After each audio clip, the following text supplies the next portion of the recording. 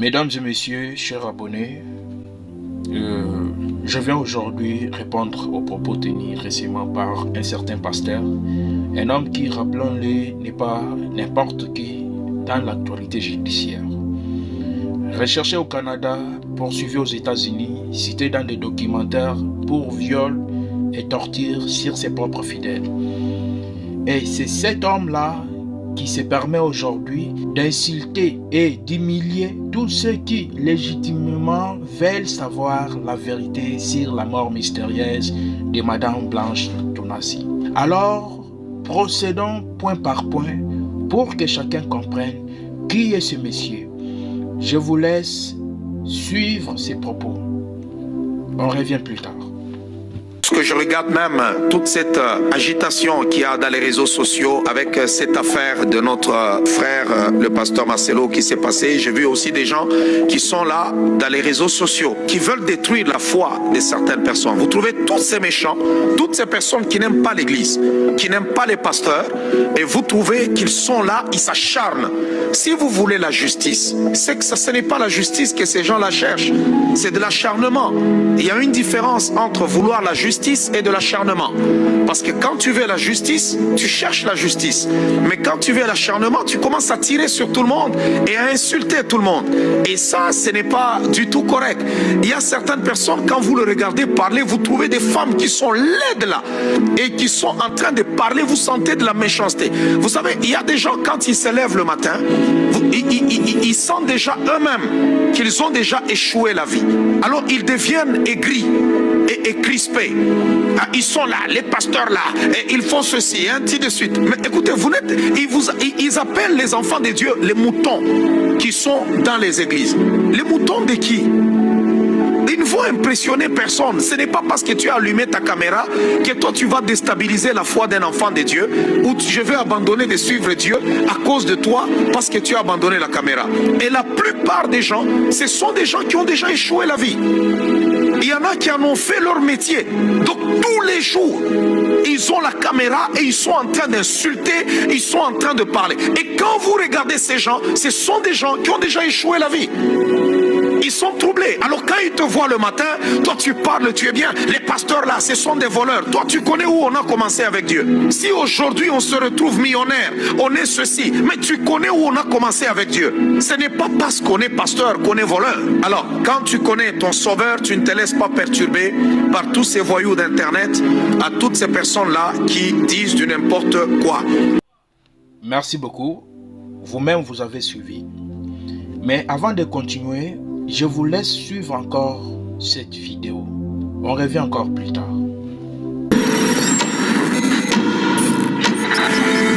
Où que vous soyez, vous avez $50, vous avez $100, vous avez $200. Cet homme, c'est Paul Mackenzie. C'est un pasteur évangélique. Vous pouvez toujours nous le faire parvenir pour la gloire du Seigneur. Il arrive à Québec au début des années 2000. Il va fonder une église et recruter des fidèles sur qui il a une grande emprise. Il y a des moments où, pour servir le Seigneur, tu dois quitter certaines habitudes, tu dois quitter certains lieux, parce que ce n'est pas bon pour ton état spirituel. Il est accusé et déclaré coupable d'agression sexuelle. Elle avait 14 ans. C'était une belle jeune fille qui avait l'avenir devant elle. Le processus judiciaire a été long, mais au moment où il devait se présenter en prison, il a disparu. Marie-Pierre Bouchard et Martine Movilla sont partis à sa recherche. Bienvenue à Enquête.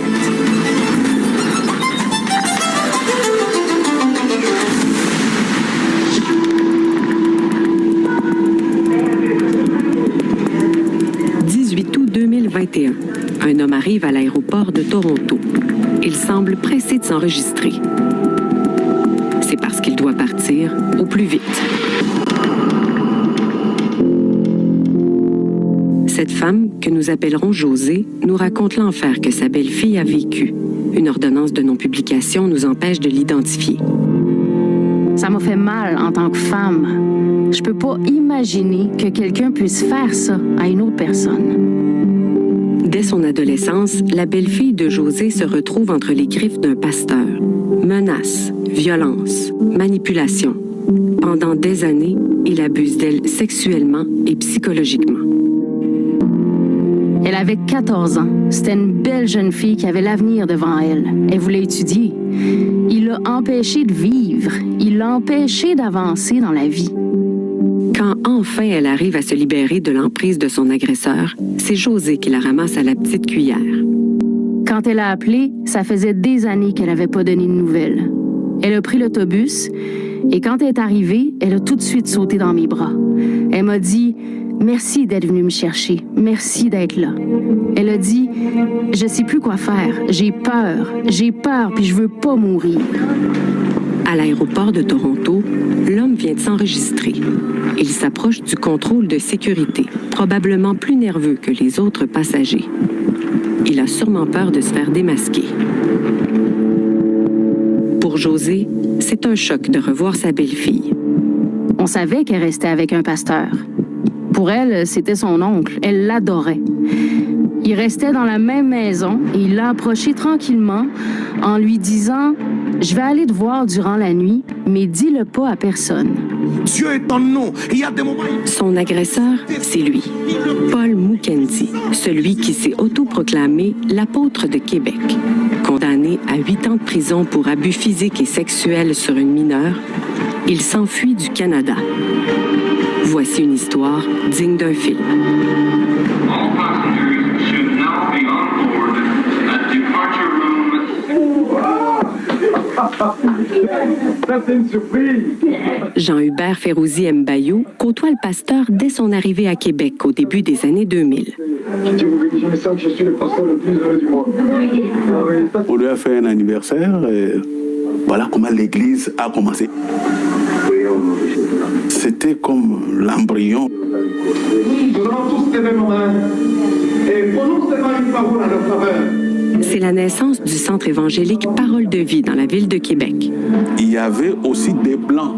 Pour eux, c'était exotique. Parce que chez nous, quand on prie, on danse, on crie. Et les Noirs qui venaient avaient des amis qui étaient blancs. Alors lui, il prenait les photos de ça pour montrer que dans son église, il y a des blancs. Or, comme il y a des gens qui croient que dans une église où il y a des blancs, c'est une église sérieuse.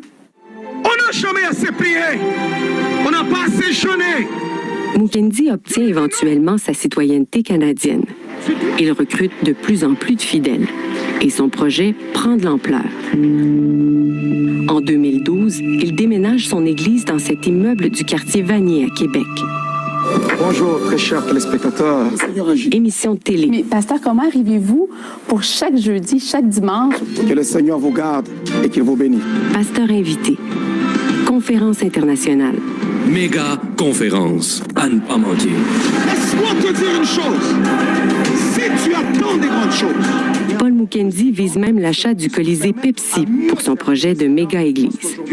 Où que vous soyez, vous avez $50, vous avez $100, vous avez $200, vous avez $500, vous avez $1000 ou $100 000, vous pouvez toujours nous le faire parvenir pour la gloire du Seigneur.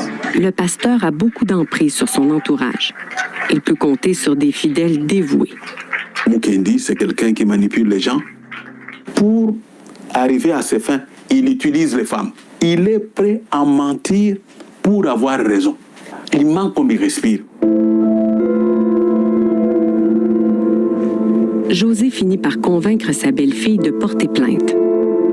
Ça n'a pas été facile, mais il fallait le faire. Les policiers, les enquêteurs, les procureurs, ils ont tous travaillé fort. C'était pas facile. Après plusieurs mois d'enquête, Paul Mukendi est arrêté. Il fait face à 9 chefs d'accusation, dont agression sexuelle, voies de fait et menaces de mort.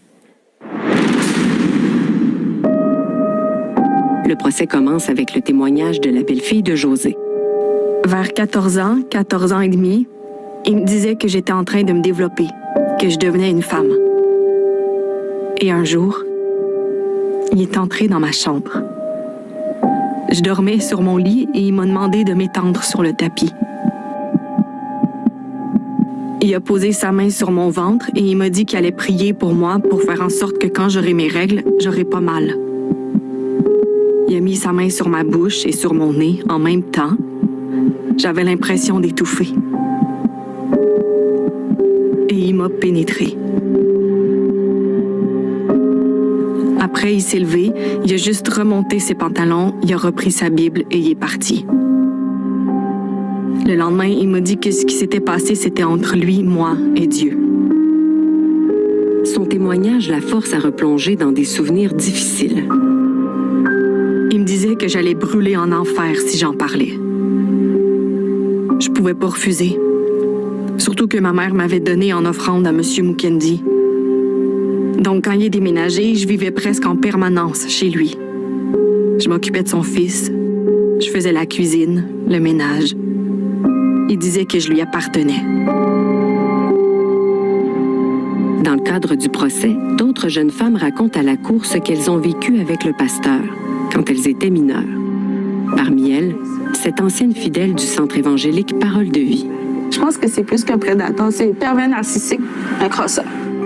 Elle livre un témoignage crucial qui renforce celui de la belle-fille de José. Son identité est protégée par une ordonnance de non-publication.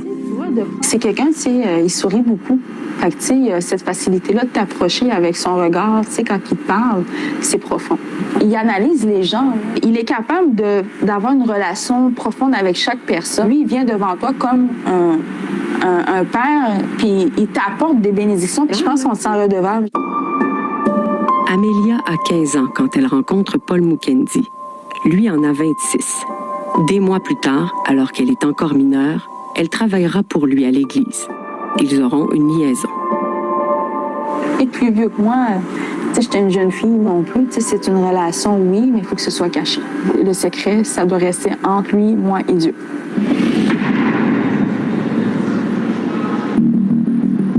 Mukendi choisit le silence.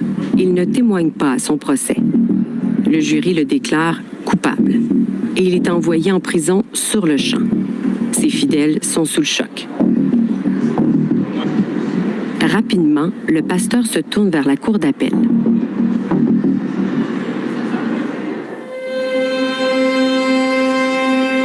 En attendant la décision, il est libéré, mais ses conditions sont resserrées. Il ne peut plus quitter la province de Québec. Son passeport lui avait déjà été confisqué auparavant.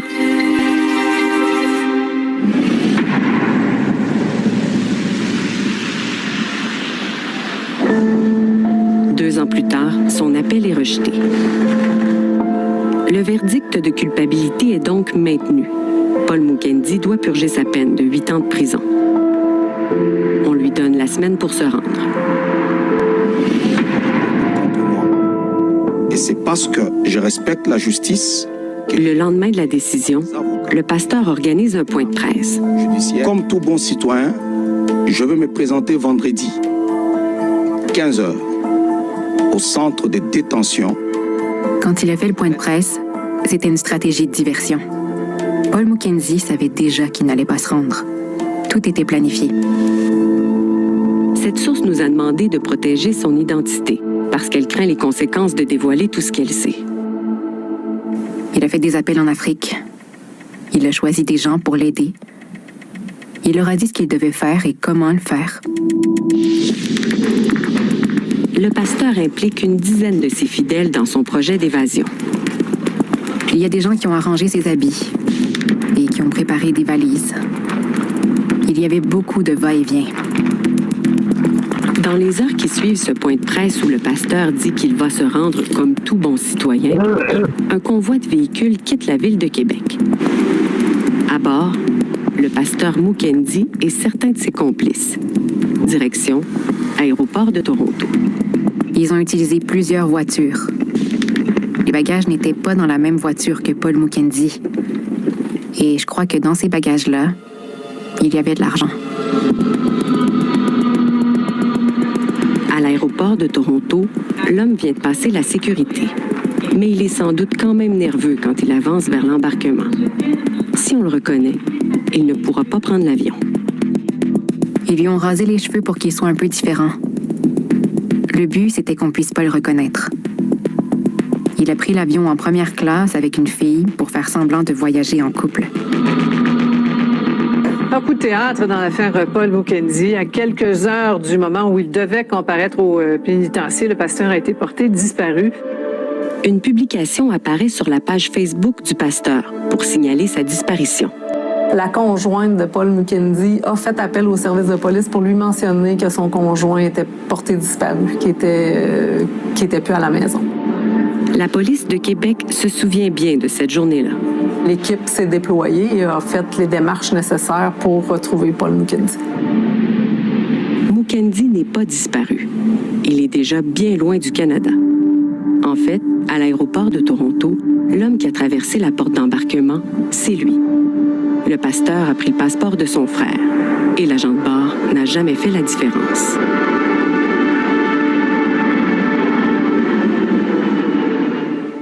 Au retour, notre équipe part sur ses traces, direction Afrique. Vous ne me trouverez jamais et vous ne me trouverez pas. C'est impossible. Vous pensez qu'on est des fous ou bien on est des quoi? Non, je sais que vous êtes en ligne là nombreux.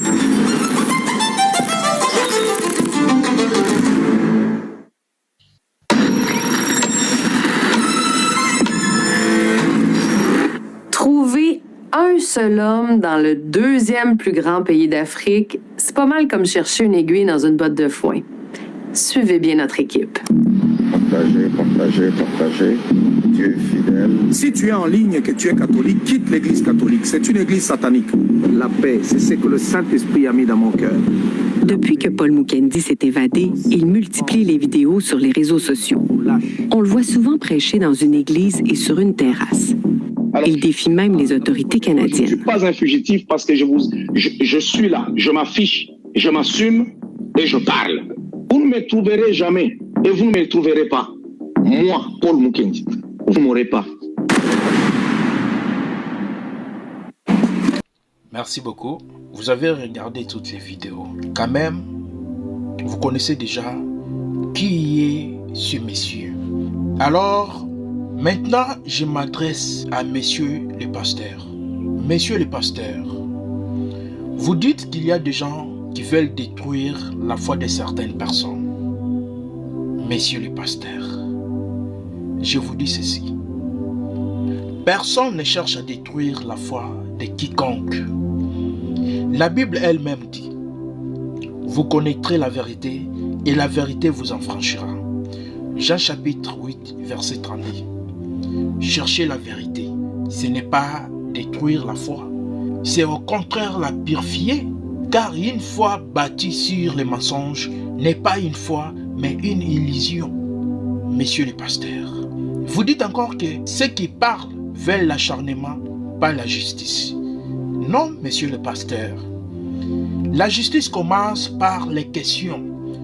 Lorsque les hommes d'ombre entourent un décès, lorsque des témoignages s'opposent, lorsque des documents paraissent contradictoires, il est normal que les peuples demandent des explications. C'est ce que fait la famille Kandolo et c'est ce que fait l'opinion publique. La Bible dit, malheur à ceux qui appellent le mal bien et le bien mal. Ésaïe chapitre 5, verset 20. Dénoncer les mensonges, ce n'est pas de l'acharnement, messieurs les pasteurs, mais c'est un devoir moral. Troisième point, vous dites que ce sont des femmes laides. Je répète, à toutes les femmes, suivez cette vidéo et partagez, parce qu'on vous a humilié. Monsieur le pasteur, troisième point, vous dites que ce sont des femmes laides et des personnes frustrées. Nous y voilà. Quand vous manquez d'arguments, vous tombez dans l'insulte et l'humiliation. Mais sachez, messieurs les pasteurs, que la dignité d'une femme ne se mesure pas à son apparence. Ne se mesure pas à son apparence physique, messieurs les pasteurs, mais à sa valeur intérieure. Et l'Écriture dit, la femme vertueuse, qui la trouvera? Sa valeur surpasse beaucoup de perles, messieurs les pasteurs.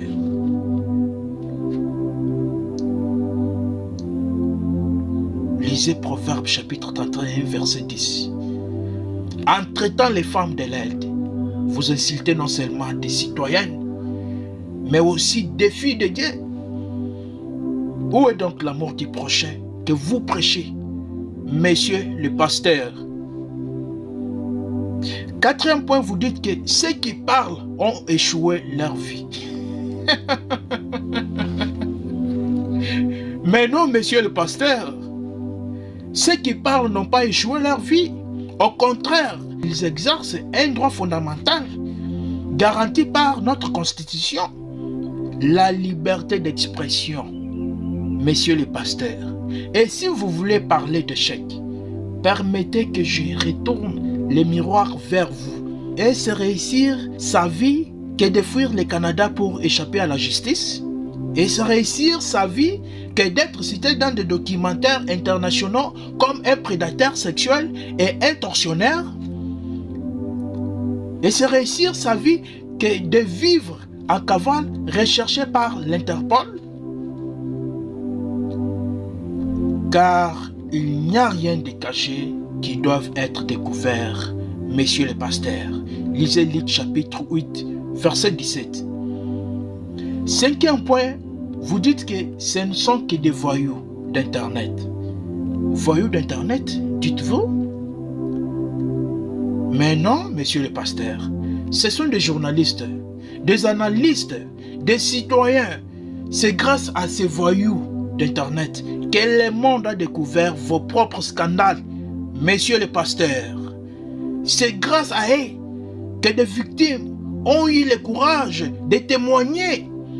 Alors respectez un minimum ceux qui exercent leur devoir d'informer, d'éclairer. Sixième point, vous dites que les gens veulent détruire les serviteurs de Dieu qui ont réussi. Réussir, parlons-en. Réussir est accumuler des millions pendant que vos fidèles vivent dans la misère. Réussir c'est bâtir des empires financiers au nom de la foi, mais fuir la justice des hommes. Que sert-il à un homme de gagner tout le monde s'il perd son âme? Marc chapitre 8 verset 36.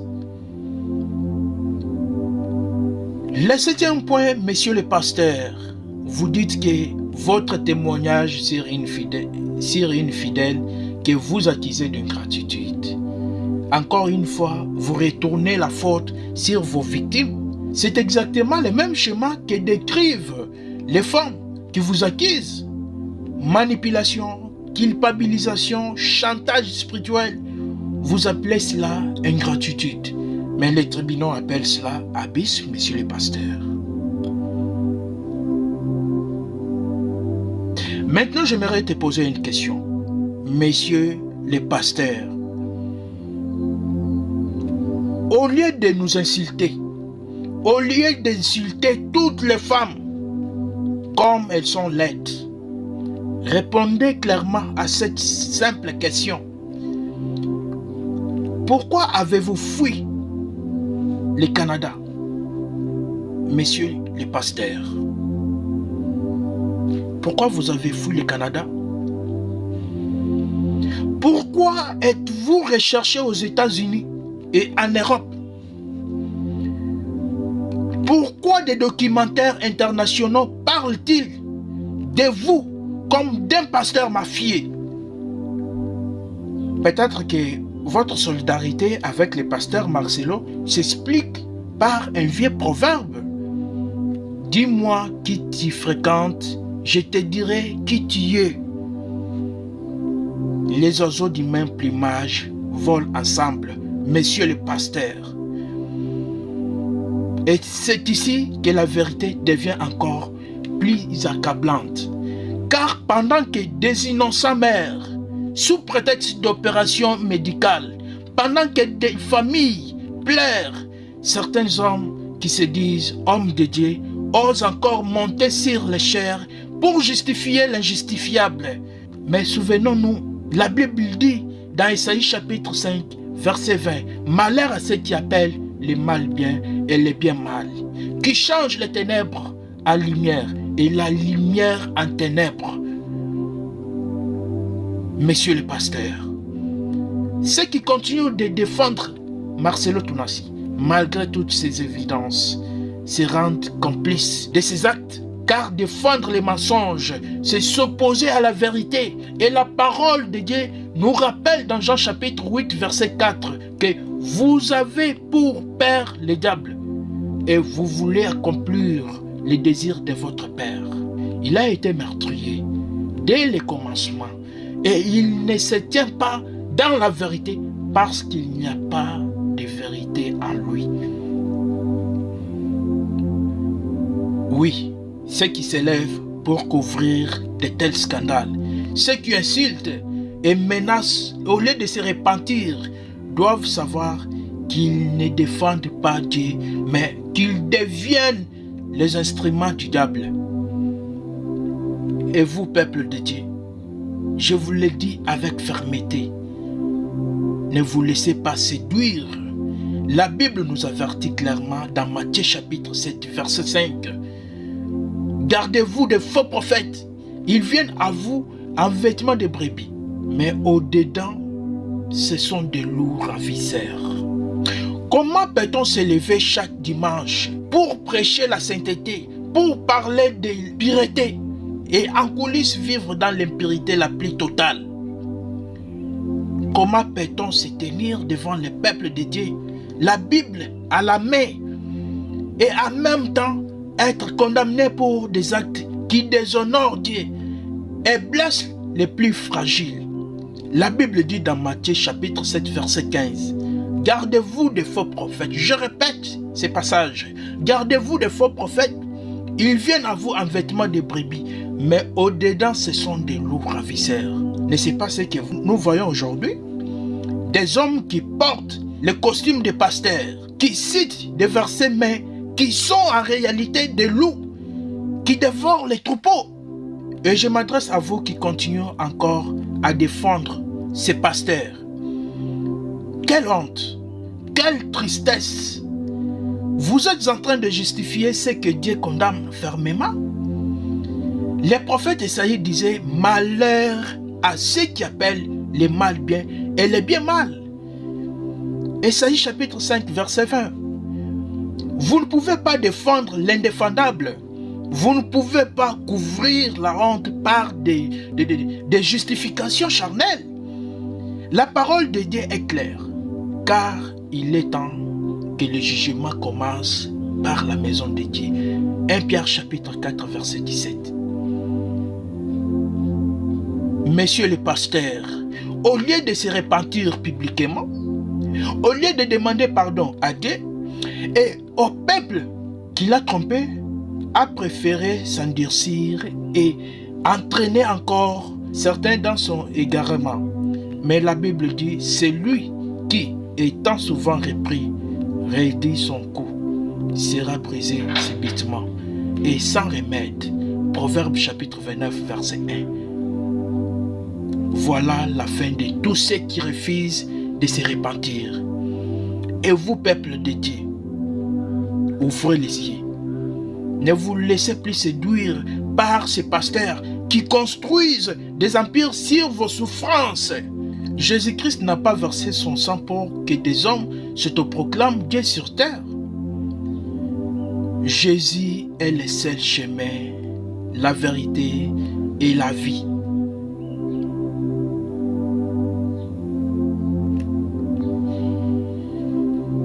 Mes chers frères et sœurs, chers abonnés, la Bible nous met en garde contre ces hommes qui se disent envoyés de Dieu, mais qui en réalité s'élèvent pour leur propre gloire. Ces pasteurs, condamnés pour des crimes abominables, continuent à séduire par des discours trompeurs. Comment peut-on encore se dire disciple de Christ en suivant un homme dont les œuvres crient l'injustice et la honte? La parole de Dieu est claire. Vous les reconnaîtrez à leurs fruits. Cueille-t-on des raisins sur des épines ou des figuiers sur des chardons? Matthieu chapitre 7 verset 16. Les fruits de ces pasteurs ne reflètent ni la sainteté, ni la lumière du Christ. Mais ils attirent par des paroles séduisantes, mais mènent le peuple vers la perdition. Et à vous qui les défendent encore, écoute ce que dit la Bible.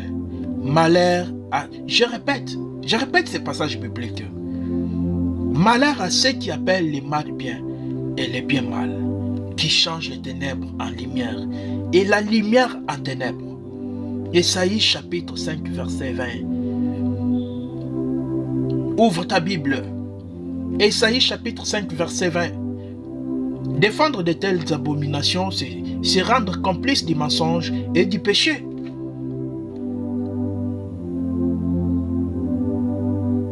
L'heure est venue de s'élever, de dire la vérité, de dénoncer les faux prophètes, les faux pasteurs, car l'Église n'appartient pas aux hommes, mais elle appartient à Christ seul.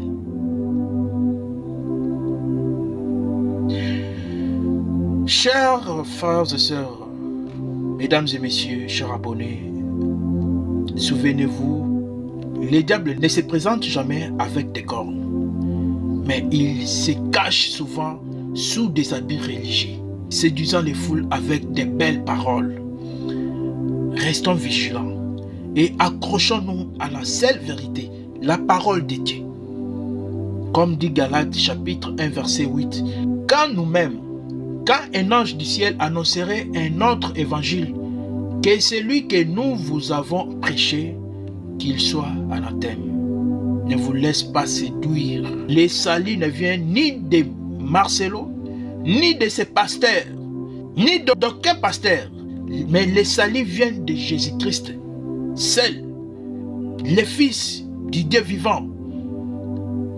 Restez éveillés, gardez vos lampes allumées, et que la vérité du Christ guide vos pas. N'oubliez pas à vous abonner à cette chaîne si vous n'êtes pas encore abonné. Merci beaucoup et que mon Dieu vous bénisse abondamment.